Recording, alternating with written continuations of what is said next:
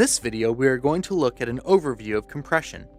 Compressors are very valuable as they allow us to reduce the dynamic range of a signal, which is the difference between the loud and soft parts of a signal. By compressing different amplitudes closer together, we are able to create a more level mix. So let's take a look at the compressor. There are several different control parameters available to us. The first thing we need to look at is the power button, or more accurately, the insert button. This is rather self-explanatory.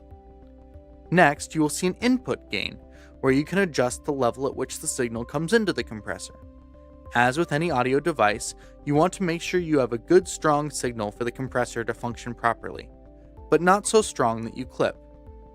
After the gain stage is the threshold. The threshold tells the compressor at what decibel level to start compressing. Anything lower than the set threshold remains unaffected, while anything above is compressed. Next, we can fine-tune this threshold with the knee. The softer the knee, the more gradual the transition from compressed to uncompressed.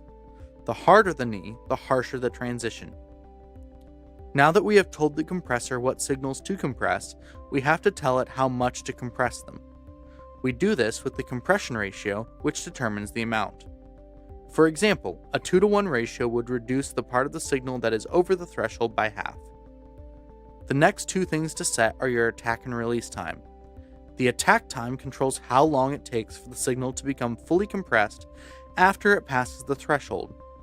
The release time is the exact opposite and controls how long it takes for the signal to fully decompress after it drops below the threshold.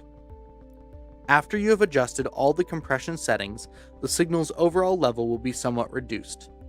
The output gain allows you to make up for the lost amplitude as a result of the applied compression.